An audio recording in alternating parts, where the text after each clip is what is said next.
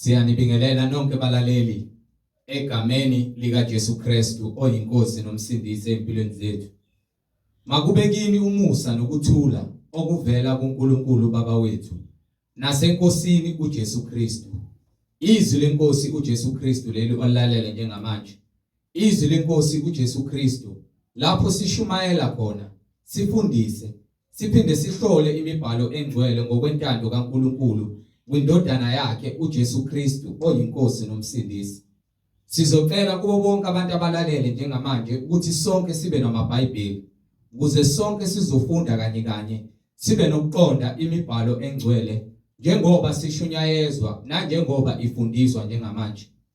Kulabo abangenawo amaBhayibheli sizocela kuba ni download amaBhayibheli kuma mobile devices enu, ama tablets noma ama laptops noma ama cellphones kuma app stores ukuze sonke sizofunda kanye sibe nokuqonda imibhalo engcwele njengoba ifundiswa. Kulabo abalalele emva kokulalela abafuna ukubhabhadiswa egameni likaJesu Kristu ukuba bathathe imininingwane oyibukunayo escreenini mawubukele, mawulalele ngicela ulalelisise ngishiye imininingwane. Nalabo abanemibuzo mayelana neBhayibheli ungenakho ukuqonda kule ndlela esikuyo ukuba uNkulunkulu kumele simkholwe kanjani, nalabo abanobufakazi uNkulunkulu uJesu Kristu eseyibonisile wakunika ubufakazi kuba ubuthule kuzo zonke izindlebe eziyimisele ukukholwa zilalele izwi lakhe ngobufakazi bakho ukuba uxhumane nathi kule mininingwane engizoyishiya njengamanje. Ngizoqala nge-email address ethi izwilenkosi.ujesukristu@gmail.com, izwilenkosi.ujesukristu@gmail.com. Ngilandelise nge-cellphone number noma i-WhatsApp number la sizokwazi ukuxhumana khona ethi 066 566 9245, 066 566 9245. Izinjumayelo neimfundiso ziyatholakala zonke ku-YouTube lapho ungahlala khona phansi uphethe iBhayibheli ulalelisise kube ngabe lokhu okuzwayo ngamadle bakho ngabe umoya ongcwele uyakufakazela yini, njengoba konke okufundiswa lapha kufakazelwa imibhalo engcwele iBhayibheli. So ku-YouTube uzosearcha uthi izwi lenkosi uJesu Kristu, usubscribe, upress no notification button ukuze ngaso sonke isikhathi izimfundiso eziphilileyo uzozithola. Ungakhohlwa futhi nokusharisha ilink nezihlobo zakho nabo bonke abazalwane ohlanganyela nabo ngaso sonke isikhathi manithi niyamdumisa uNkulunkulu ngomoya nangeqiniso ukuba bahlolisise nabo izimfundiso abasuke befundiswa zona ukube ngabo umoya ongcwele uyazifakazela yini, njengakho konke okufundiswa lapha kufakazelwa imibhalo engcwele iBhayibheli. So ku-YouTube uzosearcha, usubscribe, usharishe nelink ithi izwi lenkosi uJesu Kristu. Ake sivule ngomkhuleko simbonge ubaba wethu osezulwini ngalesikhathi samanje. Baba wethu osezulwini, malingcweliswe igama lakho Nkosi uJesu Kristu. Umbuso wakho mawufike empilweni zethu semhlabeni njengasezulwini. Usiphe namhlanje isinkwa sethu semihla ngemihla, usithethelele amacala ethu, usiphe amandla okuthethelela bonke abasonayo, size singangeniswa kulingweni kodwa usisindise kokubi. Sinqobe yonke imicibilisholo namanga yesithu uSathane emhlabeni ozile ngokuzophuphethekisa ukuqonda okuyiqiniso okuyindlela nokuphila okuza ngawo umoya ongcwele, ngokuba wena usifuna sinenhliziyo ehlanzekileyo, ngokuba usifuna sinenhliziyo emsulwa phambi kobuso bakho. Siyacela Nkosi usiphe amandla ukunqoba yonke inkohliso egcwele emhlabeni. Sinqobe kakhulu inhliziyo zethu ezisiholela ekudanguzeni nokungaqondiyo ngeqiniso elinguwe Nkosi uJesu Kristu, ngokuba umbuso ngowakho namandla nenkazimulo kuze kube phakade. Amen. Sheshisa mfowethu nawe dadewethu uthathe iBhayibheli lakho sihambisane kule ndlela eyiqiniso enguKristu Jesu oyinkosi nomsindisi. Sinomfowethu umhlengizondi ozobe sihola enaba kabanzi ngokwemfihlakalo yembhalo, umoya ongcwele ekhazumulisa inkosi yamakhosi owayekhona ekuqaleni, ongisiqalo nesiphelo seimpilo zethu uJesu Kristu yena yedwa oyinkosi nomsindisi. Sheshisa-ke mawuthi uyakholwa ukuthi uJesu Kristu uyinkosi nomsindisi, sihambisane ngokwemfihlakalo yembhalo engukuphila kwethu sonke. Siyanibingelela nonke bazalwane. Amen. Amen. Siyambingelela bazalwane egameni leNkosi uJesu Kristu, iNkosi nomsindisi nomnini mandla onke. Silokhu sithule bona ubufakazi ngalo eBhayibheli ukuthi yenye inkosi, muye umoya, munye umbhaphathiso, yinye inkolo, lenye izwi uJesu Kristu. Silokhu simbonga uNkulunkulu wezulu nomhlaba okunguyena konke kumile ngamandla akhe. Uyena osinikile lokuphila esikukho njengamanje. Sibonga izimangaliso namandla akhe awaphathisa abaprofeti ngezwi ukuze sithole ukuphila kuye ngokomyalelo wakhe, ukuba sinakho ukuphila ukuphefumulela kuthina, kepha ukuphila kwangempela umyalelo kaNkulunkulu. Iwona ekufanele sibe nawo, suhloniphe, sambe njengokuba sunikiwe, singazakheli okwethu okuzophambana necebo nentando kaNkulunkulu, ngokuba lokho kubi phambi kwakhe. Ngakho ke bazalwane, kubona bonke abantu abazibiza ngamakholwa, abantu abahamba ngokukholwa ilabo abakholwa izwi abalenzayo njengokuba ke lilotshiwe. Akukho okunye ngaphezulu kwaleli izwi, ilona kuphela izwi lokuphila esinalo esinikiwe kulabo abakholwayo. Uma ungakholwa ungazi uvula umlomo kakhulu. Uma ungakholwa qhubeka nalokho okwenzayo ngamandla akho nangentando yakho, akekho okuvimbayo. Kepha kulabo abakholwayo, sikhuluma nabantu abathi bayakholwa. Uma uthi uyakholwa kepha uhambi njengokuba imibhalo isho, wena awubalwa nabakholwayo. Unegama lakhona elibiziwe noma eliqanjiwe kuthiwa ungumzenzisi. Ngakho ke asikwazi kwabakholwayo. Wena nje uhamba indlela yakho yenyama nangezinkanuko zakho ozigcwalisayo zikayihlo uSathane. Siyambonga uNkulunkulu ngabaprofeti bakhe abangcwele abaphathisa izwi baliphatha ngokuthembeka. Siyambonga uJesu Kristu okunguye konke kungaye, owasinika isiphiwo sikaMoya Ingcwele, wasiphathisa abapostoli ukuba basinike bonke abantu. Akusona esabo, kepha baphathisiwe amandla ukuba bashumayele ivangeli ukuze bazuze isiphiwo sikaMoya Ingcwele. Ngakho ke ivangeli leli silinikiwe lingamandla kaNkulunkulu. Akukhona ukuqonda komuntu, awudingi ukuthi uzukuyela esikoleni, udinga nje ukuthi ufunde iBhayibheli lakho bese ucela uMoya Ingcwele ukuthi akwambulele imfihlakalo yezulu, ukuba uthi uma konke sicela ngokukholwa oqondene nombuso nentando yakhe uthi uyakukwenza. So awunakucela intombi, awunakucela ubhiya, awunakucela imithi yokuthakatha, awunakucela nje into ephambene nezwi lakhe. Wena uza kucela ukuthi intando yakhe mayenziwe empilweni yakho, nanokuthi futhi ke akwambulele ubuhle bakhe nenkazimulo yakhe ukuze wena uphile ngezwi nangokukholwa uhambe ngokuqonda lendlela yobungcwele. Sibizelwe ebungcweleni. Glory to God.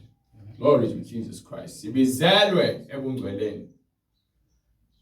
Ngakho ke bazalwane benkosi, siyanincenga ukuba ke nifune ubukhona bukaNkulunkulu njengokusho kwemibhalo.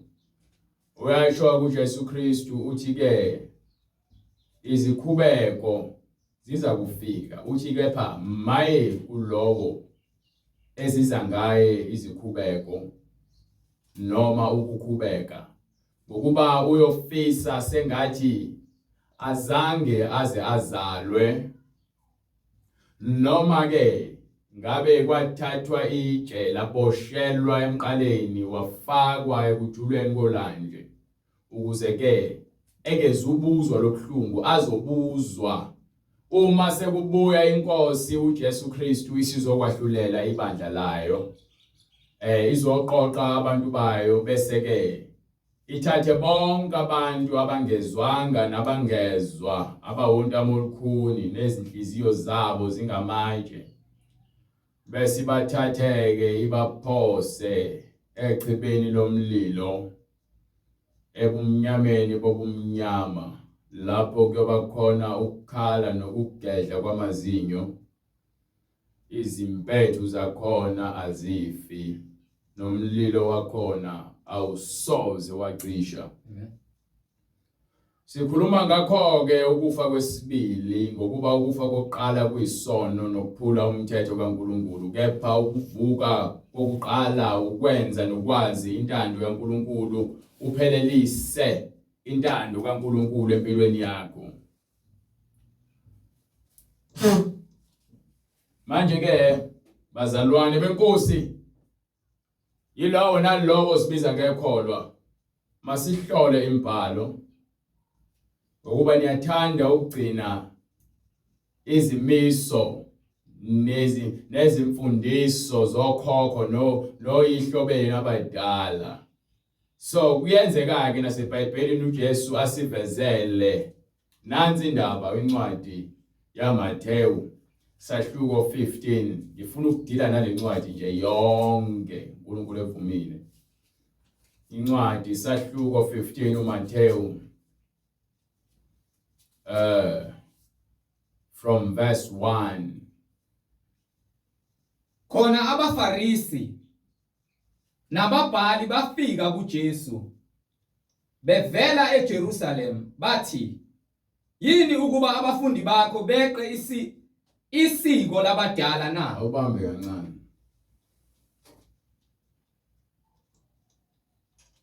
Yeke. Uthi ke kwase kufika abaFarisi. Khona kwafika abaFarisi nababhali. Kwafika abaFarisi nababhali. Mind you, ngikutsheleke abaFarisi nababhali.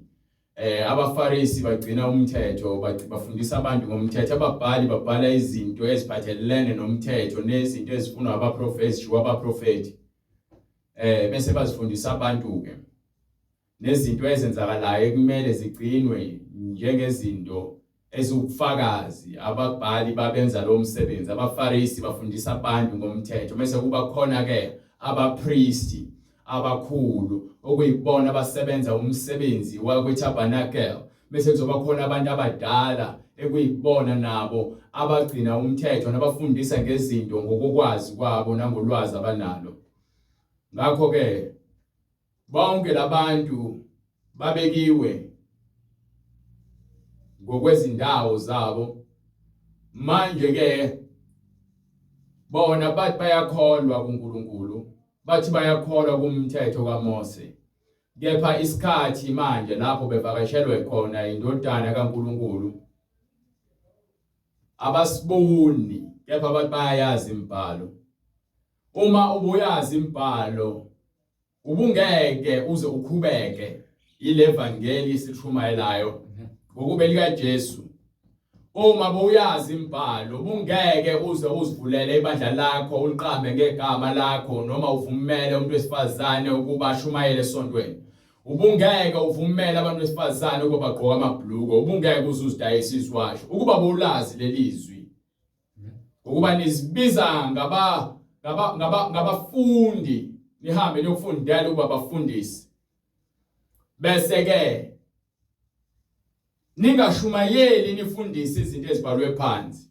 Niyazeqa niyazibalekela. Nifuna le ndawo engathi imnandi ngoJesu lapho khona engazi ukuthi ukukhuluma izinto ezimnandi kuphela. Niphice nigwegwise imfundiso yokuphenduka. Ayisenamandla imfundiso yokuphenduka ngenxa yenu bazenzisi. Ngiphe. Khona abaFarisi nababhali bafika kuJesu bevela eJerusalem. Yes sir.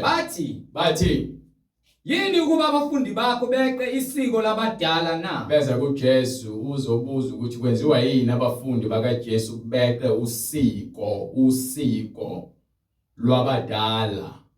Ngokuba abahlambi izandla nxa bedla isinkwa. Ezolondo leyo abantu bakuthethisela ukuthi awuziwashi izandla uma udla.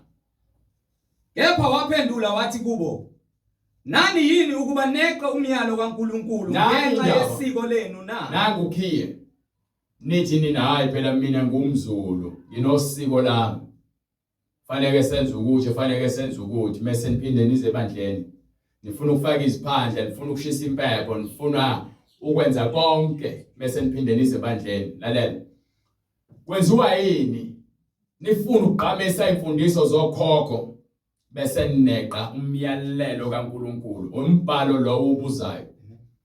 Sikhuluma nalabantu abathi ke bayakholwa, labo abantu bahamba ngevangeli, kepha bavumela imikhuba abayifundiswa okhokho bayo.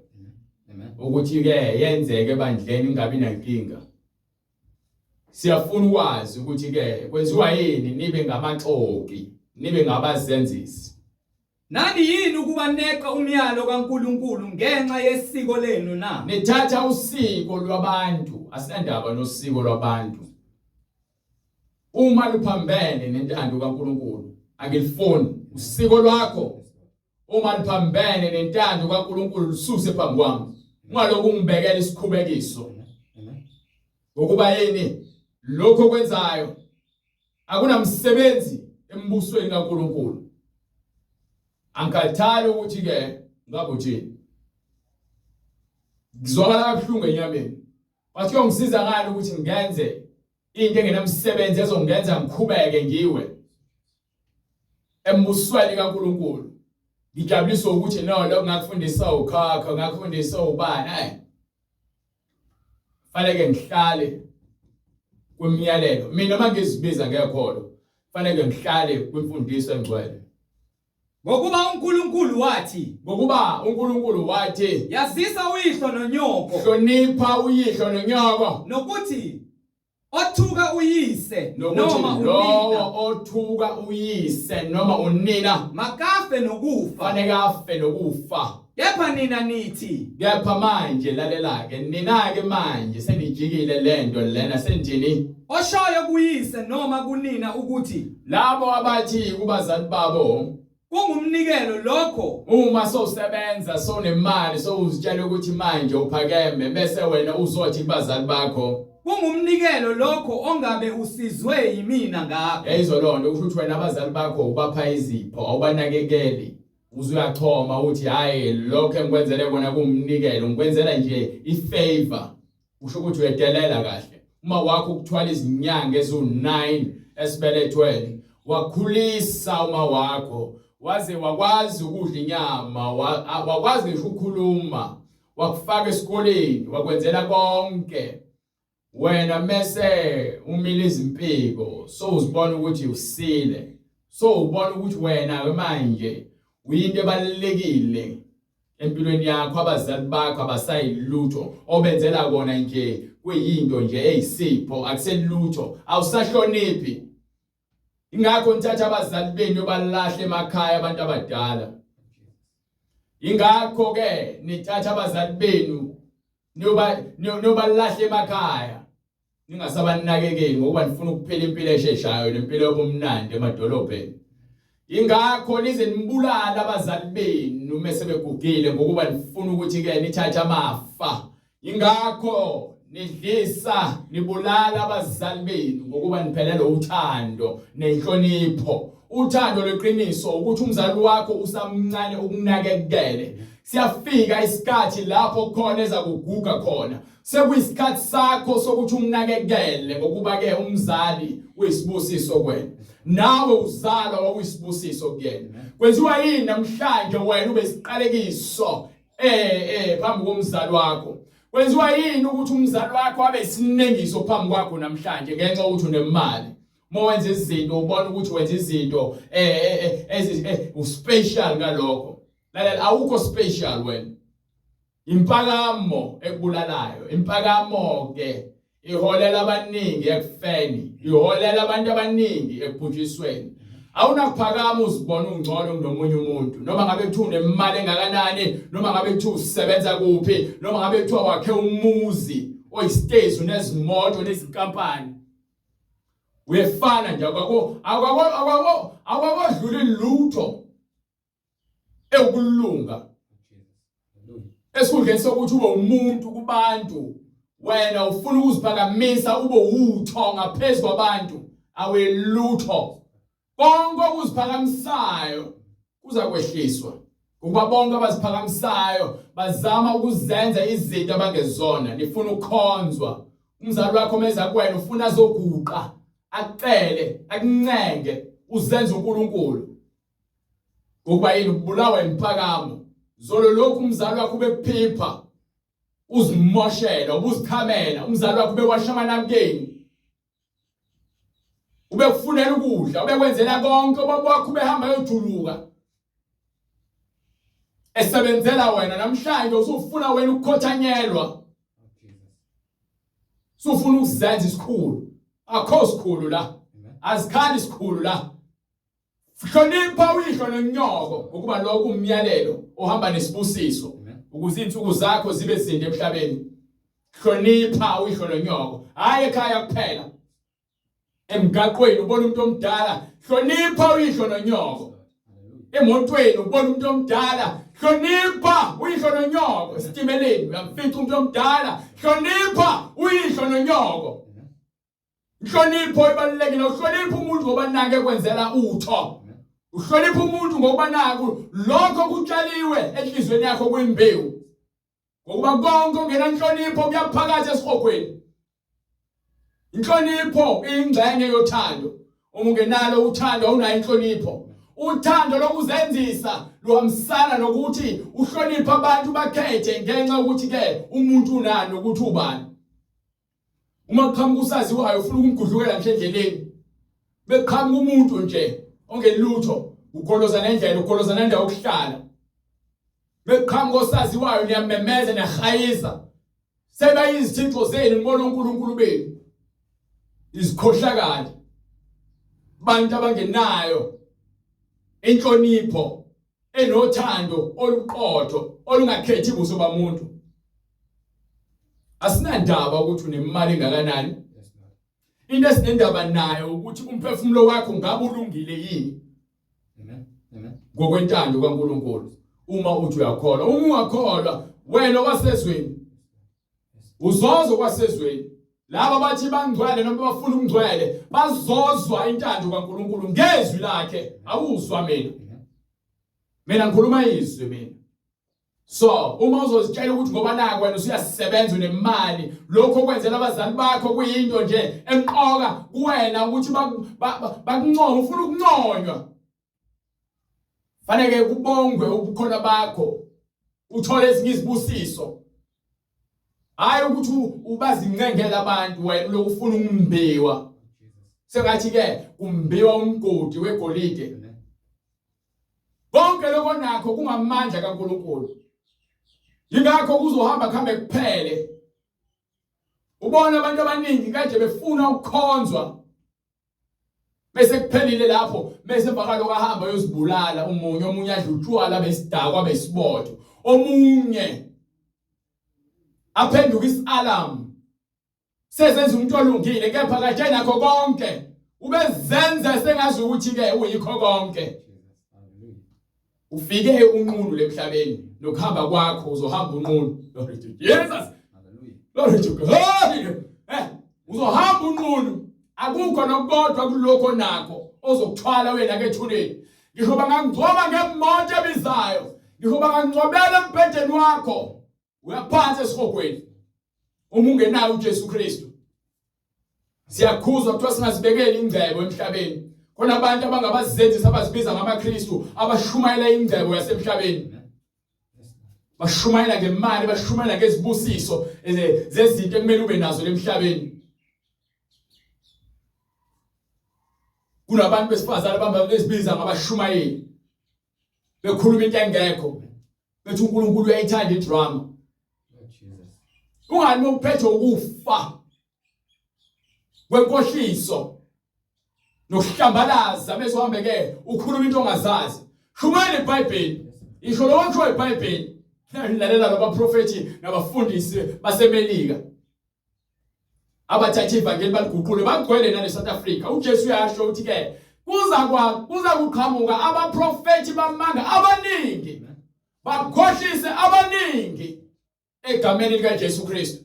Ngenxa ukuthi abantu abasafuni ukufunda imibhalo, abasafuni ukuhamba ngokwemibhalo, sebezakhele izindlela zabo eziholela ekufeni nasekudukisweni, bagcwalisa isiprofeto njengokusho kwemibhalo. Ngeke uzazi lezi zinto ungazange uzoyifunda imibhalo njengoba umoya ingcwele kunika uqonda. Kepha uma uzinika wena uqonda konke lokho kwenzayo kuza kuphelela ezeni, usebenzela ize banike.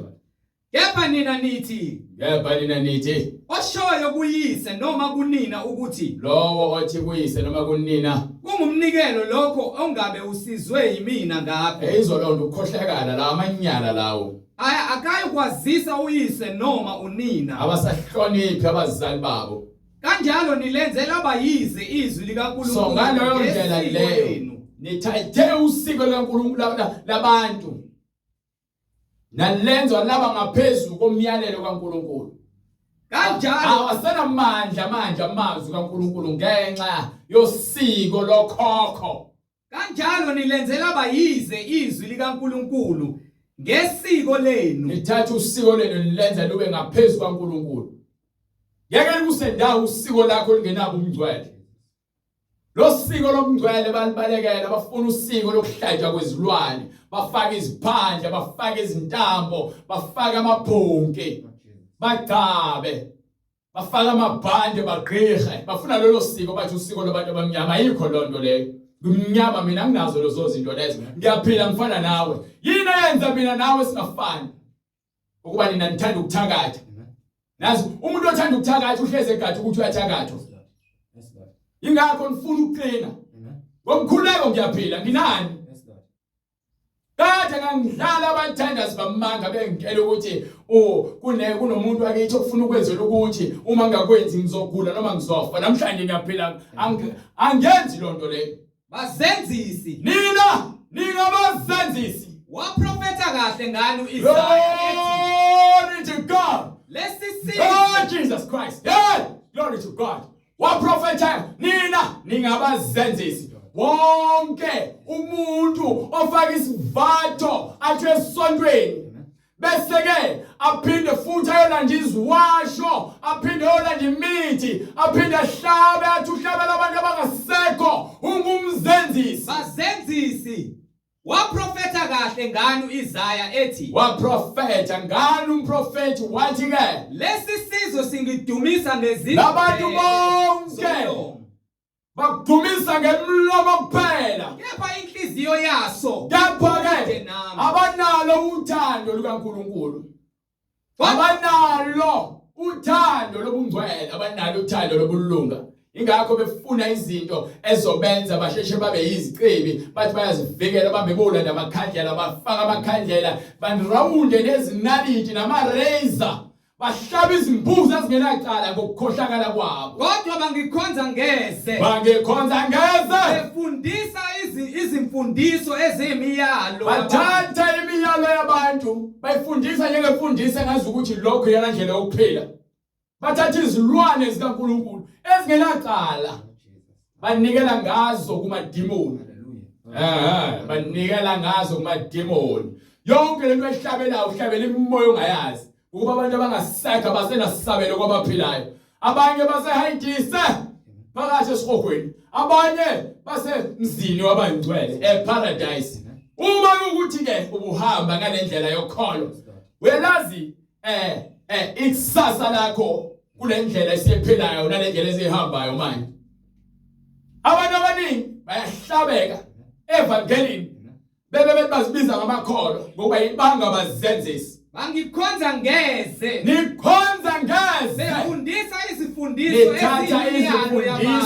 eziyimiyalo yokhokho benu. Wayesebabiza abantu. Nifundisa imiyalo yabantu esikoleni, eParliament, semsebenzini, isesontweni. Sekufundiswa izinto zabantu. uNkulunkulu akasenawo amandla manje. Senimenze ngathi uNkulunkulu akusayena ongumholi wokuphila kwethu. Angathali ukuthi ngabe uluphi uhlanga. uNkulunkulu wadala izizwe zonke ngakazilinye, wazigcwalisa ubuso bomhlaba. Ngeke wena ke namhlanje uzibone uhlakaniphile ngenxa nje yezimfundiso zokhokho bakho. Zizoholela ziza kuholela kuphi? No! Yabuza baningi.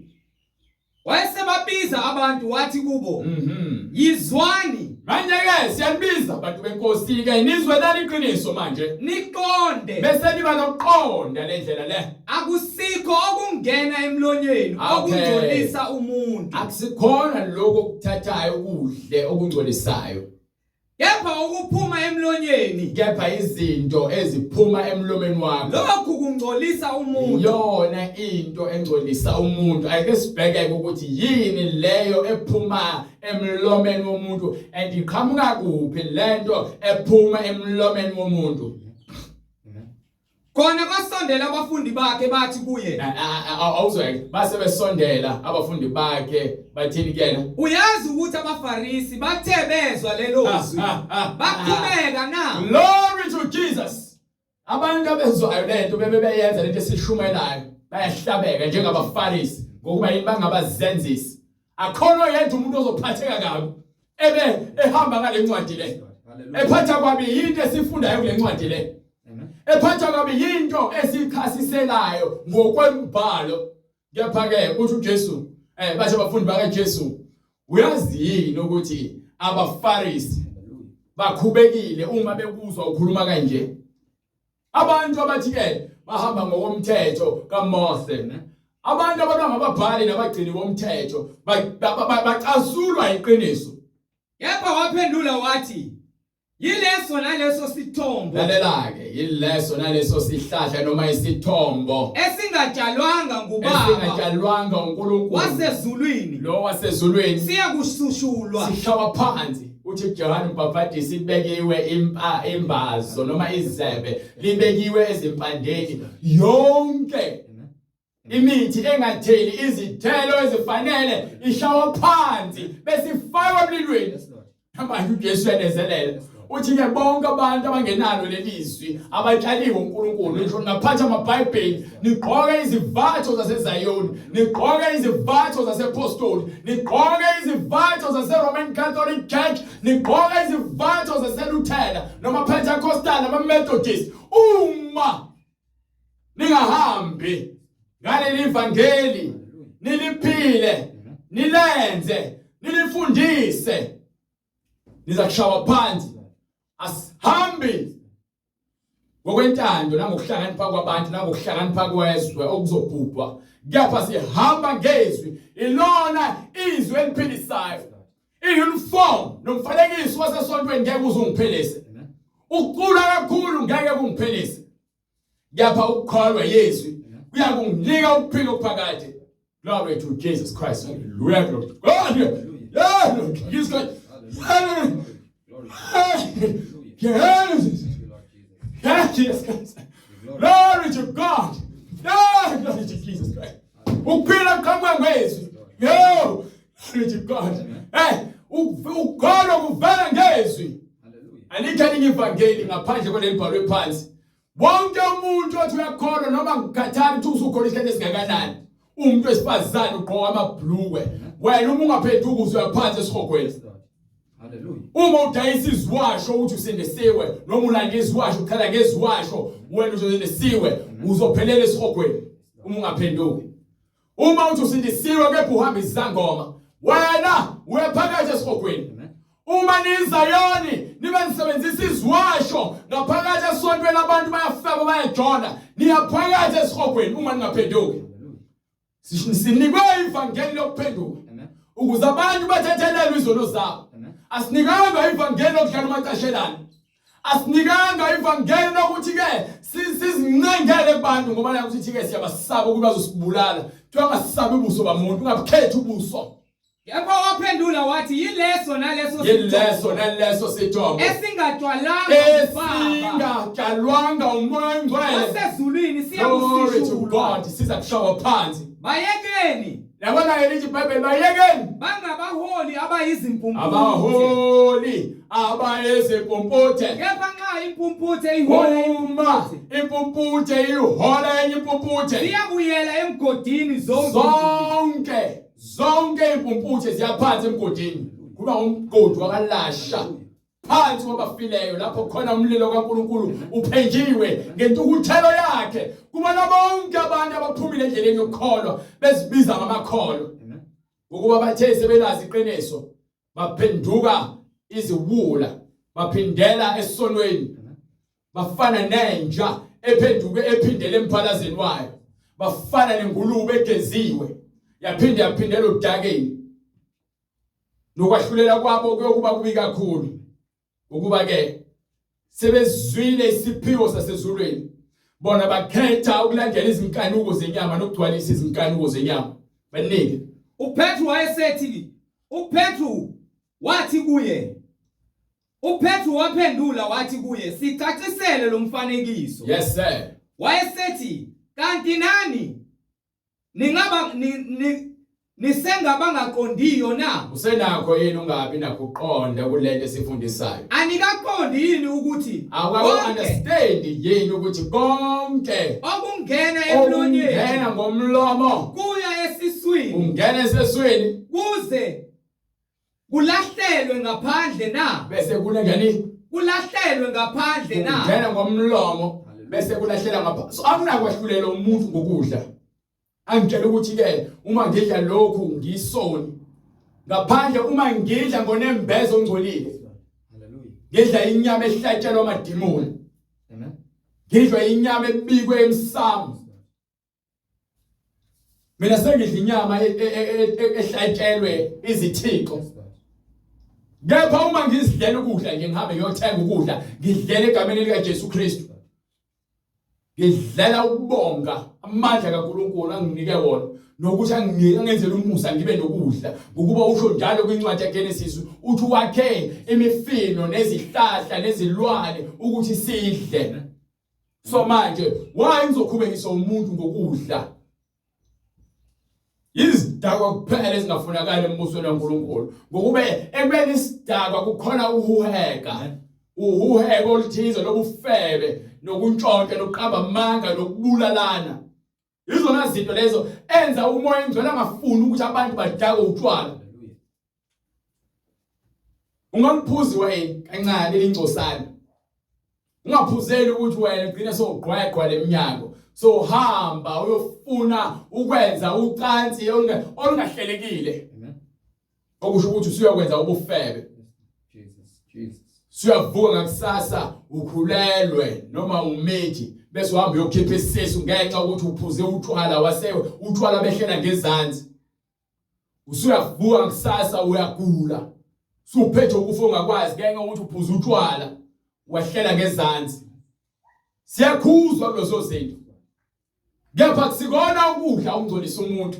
Imicabango ekhona enhlizweni yakho iyona engcolisayo, ngoba iyona lephuma ngomlomo nephuma ngezenzo. Imicabango yakho, Lord wethu Jesus Christ. Wayesethi, kanti nani nisengabangaqondiyo na? Kungenzeka yini ukuthi akuqonda? Ngisayichaza lento manje ayike uzophinda kuchazele noJesu. Anikaqondi yini ukuthi konke okungena emlonyeni, konke okungena lemlomeni uya esiswini kuze kulahlelwe ngaphandle na? Ukhona abantu manje 2023 uJesu wakhuluma ngabaprofeti bamanga abakhuluma ukuthi ke uma udla ukudla okuthize uzongcola. Uzongcola kanjani lokudla lokho ekuthela uNkulunkulu uthi kwincwadi yokuqala kwaseKorinte sahluko 10? No, incwadi yokuqala kwaseKorinte sahluko 10 ifuna verse 24. Akungabikho ozifunela okwakhe, makungabikho ozifunela okwakhe, kodwa akube yiloyo naloyo ofunela omunye. Konke okuthengiswa esilaheni, uma kukhona ukuthengiswayo esilahweni, ngabe inyama noma ngabe yini, idla. Kudleni ningahloli lutho Ningaloke ngenxa nibuze kanembeza ngenxa ukuthi unembeza wakho uma sowungcolile nawe sowungcolile. ngokuba umhlaba ungowenkosi Into edala ukuthi ngidle noma ngabe yini ebekwe phambi kwami ngokuba umhlaba kaNkulunkulu nakho konke okukuwo nakho konke okuphakathi. Uthi lapha kwincwadi yaseRoma, incwadi yaseRoma sahluko 14 verse 17, starting from 16 to 17, ugcwalisa the same thing engishoyo. Ngeke ngahlulelwe ngokudla, but imicabango nesizathu osidlelayo isona esingcolisayo. ngokuba umbuso kaNkulunkulu awusiwo ukudla Umbuso kaNkulunkulu awungene ezulwini ngokudla nokuphuza nokuthi uphuze. kepha ungukulunga Uyini? ungukulunga So ke uma uza kuNkulunkulu wena uzofuna njengoba ethi ke kwincwadi yaMathewu ngifuna ngikusahluko 6 verse 33. uNkulunkulu uthi uma uza kuyena utheni? incwadi ngokuka Mathewu Sahluko 6 verse 33. isahluko 6 verse 33 Yes sir. kodwa funani kuqala umbuso kaNkulunkulu nokulunga kwakhe Izindaba umbuso kaNkulunkulu ungukulunga kondaba zokudla. But into omali uyifuna eqala ukuze ukwazi ukwahlukanisa ukufanele ukwenze nekumele ungakwenzi. Funani umbuso kaNkulunkulu nokulunga kwawo. khona konke lokhu Ukuze konke lokhu elikulakazelelayo kuyakwenezelwa nina kuright ukuthola izinto ozilangazelelayo so unoqonda indlela okufanele uthole ngayo kunokuthi uthole izinto ozilangazelelayo ngokuthwala nangokuhamba izinyanga nezangoma uhambe ulanda iziwasho ulandela abaprofeti bamanga untshontshe uqamba amanga uchitha igazi elingenacala ngenxa yokuthi ufuna ukugcwalisa izinkanuko zakho. Lokho ke kukuholela esihogweni. Baningi akuyona into engene emlomeni eza ukubulala noma engcolisayo, but imidlinzo nemicabango yakho nonembeza wakho okwazelayo ukuthi wena mina ngidla lokudla egameni lika Father Christmas. amen Yonke lento leyenzayo uyenze egameni leMandela Day. Lokho kuyangcolisa ukuba yini wena usebenzela uMandela, wena udlela uMandela. Uphi uMandela? hallelujah Lord Jesus Wena udlela iShaka's Day. Uphi uShaka? Banenza nikhonza izithixo abantu kade bafa nisahlela emagameni abo. Akubona ukuthi kuyoze kwenziwe kini lapho kuthiwa khona kuhla kunomsebenzi. Bonke lama-heritage lawa bekiwe o-1976 usuku lwentsha anomsebenzi manje. Ukuba lokho kwadlula akunasabelo manje. Yozazi insuku sezafa. amen Kepha nina nisazibungaza ngokuba yini izinto lezi nisibekele uSathane ukuthi nina nizenze ukuze nikwazi ukuthi nigcine nenze izinto egameni labantu abangasisekho. Lord Jesus hallelujah Go ahead. uma omunye kwabangakholwayo enimema No, nithande ufuna incwadi yaMathewu manje. Besidlula la. incwadi ngokuka Mathewu sahluko 15 verse 17 verse 18 kepha okuphuma emlonyeni kuvela enhlizweni Nazi izinto ezikubulalayo. Izinto eziphuma emlomeni wakho zivela kuphi? enhlizweni Ngokuba enhlizweni khonani? lokho ke kuyangcolisa umuntu Iyona into engcolisa umuntu imicabango yakho engcolile nemidlinzo yakho emimbi. ngokuba enhlizweni kuvela izizindlo ezibi Enhlizweni kugcwele imicabango emibi, ukubulala ukuthanda ukubulala, ukuphinga ukushiya unkosikazi wakho yonabathela abafazi babantu, nokuyonabathela amadoda abantu, ubufebe ukushiya indlela yokulunga, ulazi iqiniso, uhambe uyozinikela kumfana okuthembisa umshado. Noma uyozinikela kwintombazane ngenxa ukuthi uyibuke wayikhanuka. ukweba Ukuntshontsha ugcwele ezinhlizweni zabantu ubuka izinto uzifise ungenawo amandla ukuthi ke ube nayo bese ke wena wakha amacebo ukuthi untshontshe konke lokho kusuka ngaphakathi enhlizweni yakho. ukufakaza amanga Ukuba nenzondo nokuthanda imali uzunika imali ethi wabofakaza ngamanga uhamba uyome ebhokisini enkantolo uyofakaza into engekho ngenxa ukuthi uthenjiswe imali. Yilabo futhi abangabahluleli abathanda ukuphula umthetho wokwahlulela ofanele ngenxa ukuthi bagwazwelwe.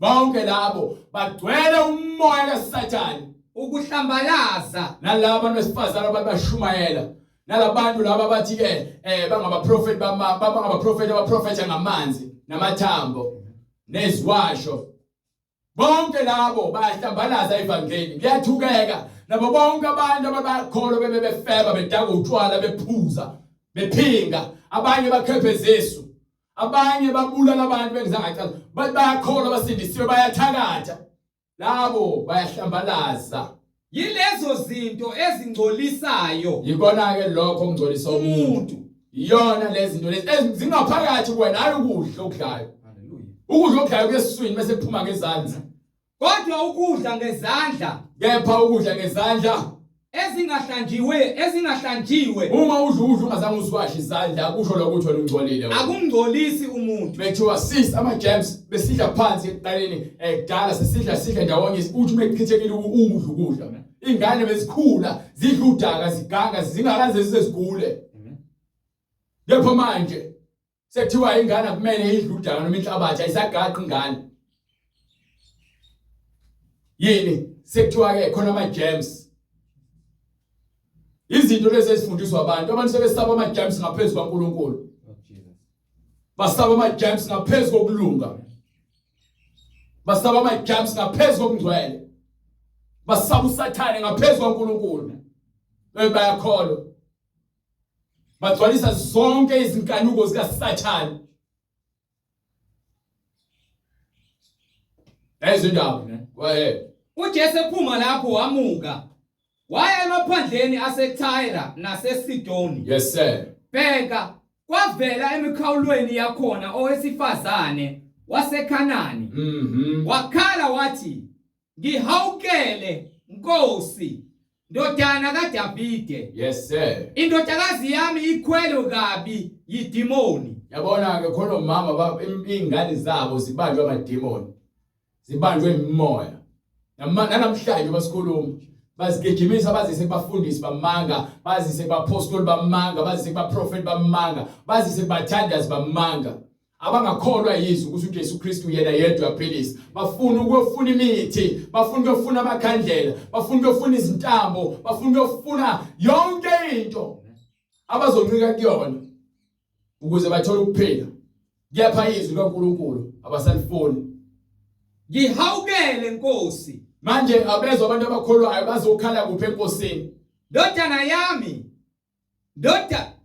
ngihawukele Nkosi ndodana kaDavide lengane awiniwanga izihlahla noma izinyanga ukuthi wena uzohamba uthatha ingane yakho unikela ngayo emadlozini ingane yakho uyinikwe uNkulunkulu uNkulunkulu osidalile udalwa nguNkulunkulu ofaka imbewu kumuntu akukho umuntu odala umuntu indodakazi yami ikhwelwe kabi idimoni indodakazi yami ikhwelwe kabi idimoni kepha kamphendulanga ngazwi yes sir base besondela kuye abafundi bakhe bamncenga bathi munike ngokuba uyakhala emva kwethu yes sir kodwa waphendula wathi angithunyelanga kwabanye kuphela ezimvini ezilahlekileyo zendlu yakwaIsrayeli so manje umuntu wesifazane emekhala ukhala ngokukholwa yapha uJesu ufanele uhlole ukholo lomuntu wesifazane ukuze ke ezobakhombisa amandla kaNkulunkulu yebo ivangeli kwakumele lishunyayelwe kulabo abantwana bakaIsrael kuqala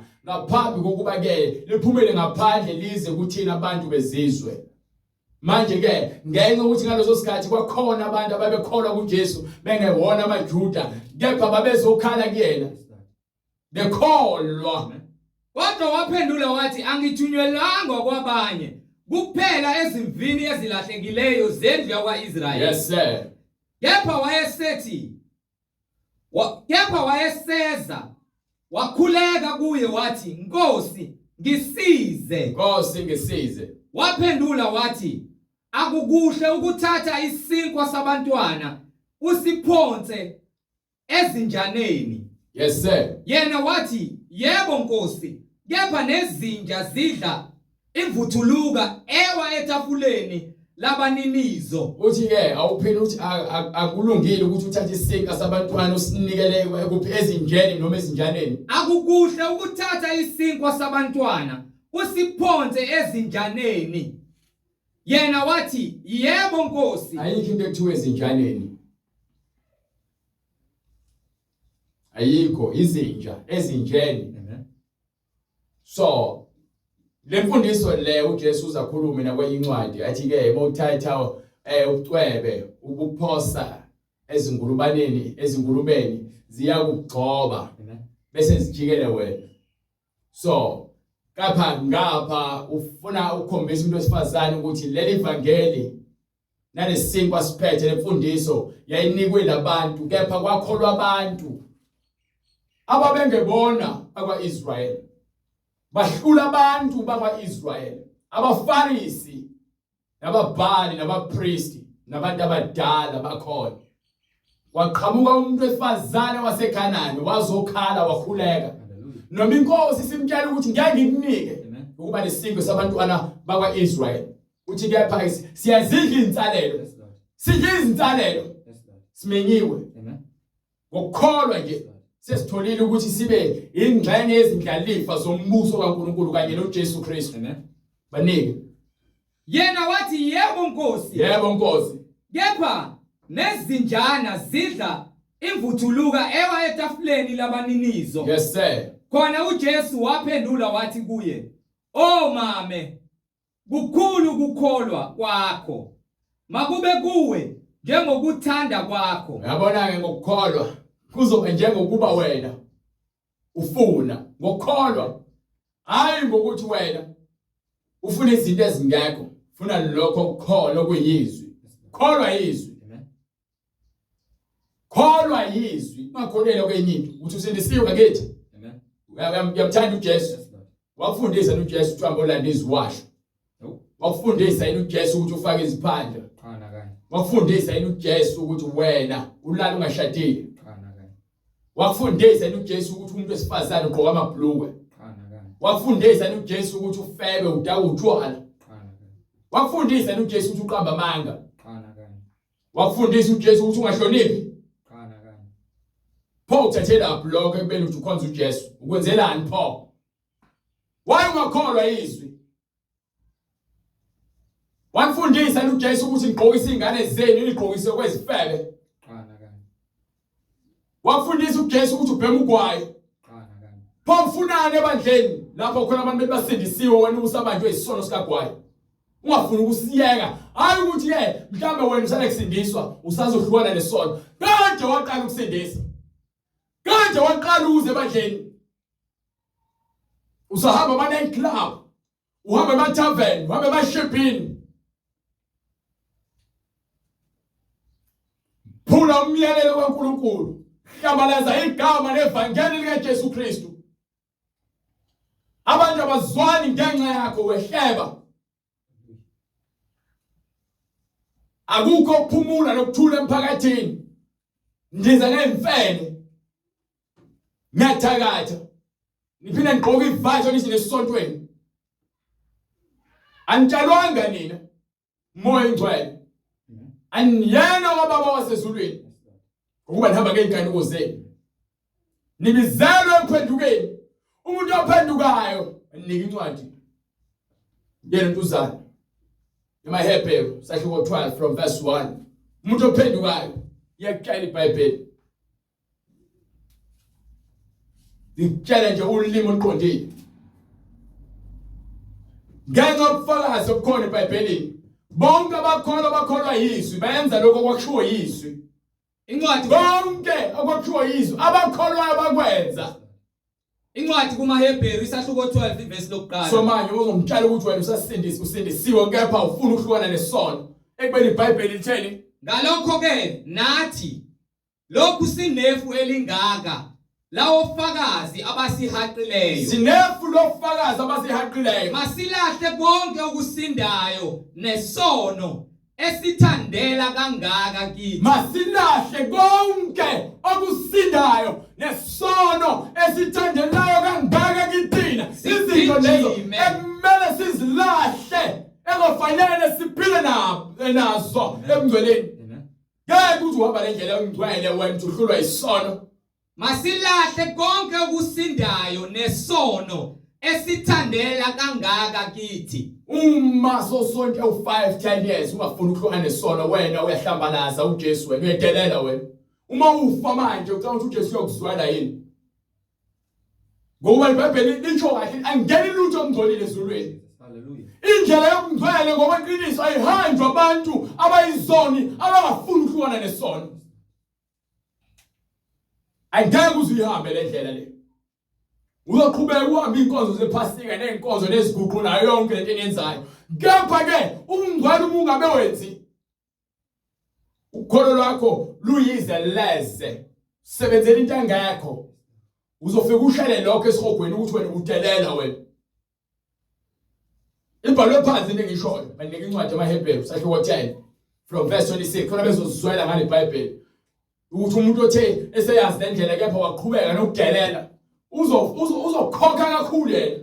Incwadi kumaHebrew isahluko 10 verse 26. Go ahead. Ngokuba uma sona ngamabomu, uma wona ngamabomu, emva kokuba sesamukele ukwazi kweqiniso, emva kokuthi wena sowutsheliwe iqiniso walamukela, akusekho umnikelo ngezono, akusekho ntethelelo ngezono zakho, kepha kuphela ukulinda okwesabekayo. kepha kwena sikhohlakala ndini nawe msenzisi sekusele kwena ukulinda okwesabekayo, ukulinda okusabekayo, ukwahlulelwa nomlilo, ukwahlulela nani nomlilo oshisayo, uzokwahlulelwa uyofakwa emlilweni oshisayo ozakuqeda wonke amaphikankani,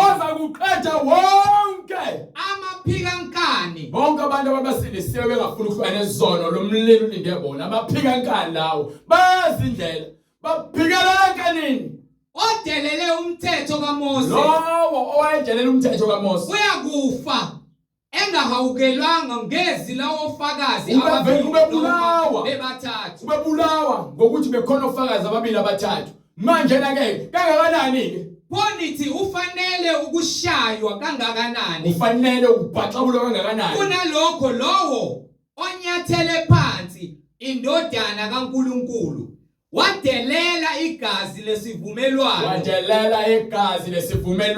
angcweliswa ngalo, ungcwelisiwe ngegazi likaJesu, wahlambalaza umoya wena ke wasindiswa waqedwa buyela emanyaleni, wena ufanele ukushiswa wena ngokuba siyazi owathi, ngoba siyazi uNkulunkulu utheni ngeyami impindiselo. So ngeke usabulawa njengesikhathi sikaMose manje. Uma uthakatha unikwe isikhathi sokuthi uphenduke. Uma ufeba unikwe isikhathi sokuthi uphenduke. Uma uyisitabane unikwe isikhathi sokuthi uphenduke. Uma uyisidakwa unikiwe isikhathi sokuthi uphenduke. Unikiwe. Lapho uma ufa ufele emanyeleni. Impindiselo uNkulunkulu uza kuziphindiselela kuwena ngomlilo oza kuqeda konke lobuphikankani bakho. Yimina engiye kubuyisela. Uthi uza kubuyisela Futhi ke inkosi iyakhulela abantu bayo. Ithi uNkulunkulu uzabahlulela bonke abantu. Kuyasabeka ukuwela ezandleni zikaNkulunkulu. Nayi ke into engisabayo ubona ngishumayela kanje. Ingenandaba ukuthi ubani uzothini ngoba ngishumayela into ebhalwe phansi. iBhayibheli ithi iyasabeka ukuwela ezandleni zikaNkulunkulu. So ingakho nami ngimile la. Lethi iBhayibheli ke angikutshele iziphambeko zakho wena umuntu othi uyakholwa. Sahlulela ngeBhayibheli asahluleli ngenyama. Bonke abenza isono bayeka nomthetho. Bonke abantu abenza isono baphula umthetho bekiweyo. Incwadi yokuqala kaJohane isahluko sesi-3 verse 4. Go ahead. Bonke abenza isono bayeka nomthetho. Bonke abantu abenza into ephambene nokuphila. Bonke abantu abenza into ephambene nokulunga baphula umthetho. Ngokuba isono singukweqa umthetho. Isono umthetho izaphula umthetho zibekelwe umlilo oza kushisa wonke uqede amaphikankani emqelenkani yakho izophelela esihogweni. Senazi ukuthi yena wabonakaliswa. So manje senokuqonda nina abantu enisindisiwe. Niyazi ukuthi uJesu wonke umuntu ukhuluma ngoJesu. uJesu lokhu uJesu lokhuya uJesu lokhu uJesu lokhuya. But ukulandela imfundiso yakhe cha. Niphula izwi lakhe nenza konke ukungcola. Senazi ukuthi yena wabonakaliswa ukuze asuse izono. So ulethele ukuthi yena azogeza thina izono ngegazi lakhe. So uma wena uzokwenza isono ekubeni ukuthi ugezwe ngegazi lakhe, wena uyazahlulela ukuthi wena ufanele uke emlilweni wena. Akukho sono kuye. Akho sono kuJesu. Lowo ohlala kuye lowo othi uphila ngoJesu akoni ngeke uzebone ngokuba wena uhlukanisiwe nesono. Uhlukanisiwe nesono. So awunakuzilandulela. Ngeke ufake into ezokufakela. Ngeke ufake amaclinch, ngeke ufake imakeup, ngeke uzufaka amabhuluku omuntu wesifazane. Ngeke uthi indoda ulale indoda. Ngeke uthi umuntu wesifazane ulale umuntu wesifazane. Ngeke usahlale emajointini. Ngeke usagqoka izingubo ezincane eziveza umzimba wakho. Ngeke usagweba umzimba wakho. Ngeke usafaka amazinyo acwebezelayo. Ngeke usafaka ucwebe. haleluya Ngeke usazifaka iphandla. lowo ohlala kuye akoni Ngeke usaba nenzondo, inzondo ebulala uJesu. Ngokuba uthando lusibekela zonke izono. lowo owonayo akambonanga So futhi uma wenza akamazi. isono wena awumbonanga uJesu futhi ungangeke uzikhohlise uthi uyamazi uJesu futhi wambiza ngomlomo. Ushilo wathi ningabazenzisi, nimkhonza ngezindebe zenu. Kepha ngezinhliziyo nikude nami. Nithanda imfundiso zasemhlabeni ngaphezulu kwemfundiso zezulwini. So uma ufuna indlela yokuphila ibhalwe phansi. Baningi incwadi ezenzo 2:38. Ningi incwadi ezenzo. Into esifuna sifuna ukuphila egameni likaJesu Kristu. Hayi kwale emhlabeni. Sifuna ukuphila kwaphakade. So uJesu ufike wazosinika kona. Wathi uzokusinika lokuphila lokukwande kuqheqheme. sebekuza bahlabeka enhlizweni bathi kuPetru lelizwi bahlabeka enhlizweni basebethi kuPetru nakwabanye abapostoli madoda bazalwane siyakwenze njani na basebethi ke madoda bazalwane yini siyakuyenza na uPetru wayesethi phendukani yiloyo naloyo nalo fanele abhabhatiswe egameni likaJesu Kristu. Wonke umuntu wamkela uJesu fanele abhabhatiswe egameni likaJesu Kristu. Fanele wonke umuntu othi wamkela uJesu njengenkosi nomsindisi fanele abhabhatiswe egameni likaJesu Kristu. Kukho kuthethelelwa kwezono zenu. Ukuze uvuma amacala akho. Uyavuma izono zakho. Ingakho kuJesu.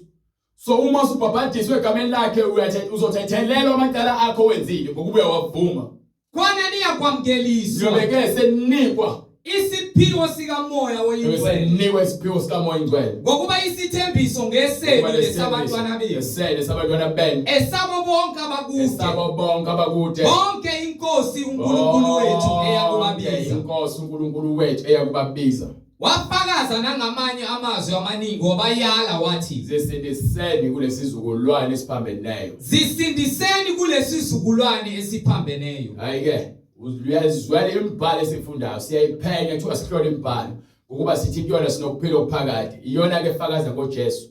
Asihlole imibhalo uma sofuna ukubhabhadiswa egameni likaJesu Kristu ungasafuna ukwenza isono, sofuna ukuhlukana naso noma sohlukene naso, sofuna ukungena emanzini.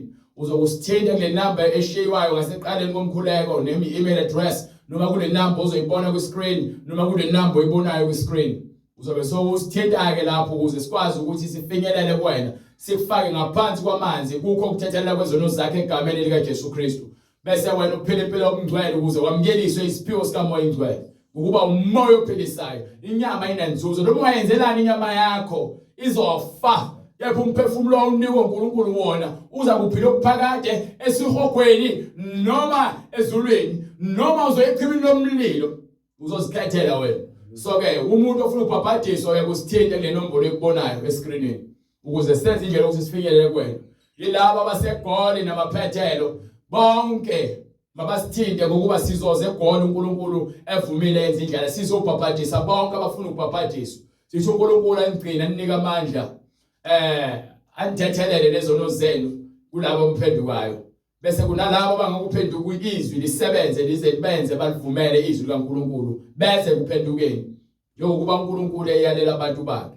Sisho uNkulunkulu aqhubeka angigcine kuze kube ukuthi siyaphinde siyabonana futhi ngamgqibelo nangesonto uNkulunkulu evumile. Sicela uvele umkhuleko. Baba egameni lenkosi yethu Jesu Kristu uNkulunkulu onamandla. Wena mbusi wababusi, amandla nengcebo nobuhlakani bungobakho. Wena Nkosi uJesu Kristu inkosi nomsindisi akukho ukuphila ngaphandle kwakho, uyisinkwa esivele ezulwini. Siyakwamukela moya ngcwele, siyakwamukela Nkosi uJesu Kristu ukuba inhliziyo zethu Nkosi uzihlolisise. Intando yakho mayenziwe uNkulunkulu wethu osemazulwini ngokuba wena ungcwele, usibizele ebungcweleni ukuba sihlanzeke siphile kwinhlanzeko. Siyacela moya ngcwele ukuhlolisisa inhliziyo zethu kukho konke ongakuthokozisi. Siyabonga uNkulunkulu namandla ukuba usumbulile wena ukuba inyama ingcolile Nkosi, ngokuba okubulala umuntu okuphuma ngaphakathi enhlizweni yakhe imidlinzo engcolileyo nobufebe nokubulala nokufisa izinto zabanye abantu. Siyacela Baba intando yakho mayenziwe empilweni zethu. Simpula Nkosi lonke ukhula, ngokuba ukhula Nkosi luzofaka emlilweni. Siyacela izwi lakho elingumlilo lishise lonke ukhula ongalidingi kulomhlabathi oyimpilo zethu. Silizwe izwi lakho silenze. Siyacela moya ngcwele singabi nakho ukuthula, size ipheleliswe intando yakhe empilweni zethu, ngokuba masithi sinikele ukuba wena uyinkosi nomsindisi, ngokuba inyama yethu ifile asisayiphileli kepha nguwe Kristu Jesu ophila kithi. Siyacela ke Baba emzimba yethu eyithempeli lakho ikububuso wena moya ngcwele ngomoya nangeqiniso, singabi ngaba yiciko ngomlomo nabazenzisayo, kepha khazimuliswa Nkosi uJesu Kristu. Ubulale yonke imoya empakamo nokuzenzisa, ukuba amadlebe ethu athi masilizwa izwi lakho singabi isizwe esonakeleyo esizwayo kuba asinako ukuqonda ngamadlebe aso, sibe sibona kuba sibe siyimpumputhe ngenxa yenhliziyo eziqinile neziluthekileyo ngamandla kaSathane uzile nokuzokhohlisa abhubhisa umhlaba wonke. Sithi khazimuliswa moya ngcwele silizwe izwi lakho silenze ngokuba umbuso ongawakho Nkosi uJesu Kristu.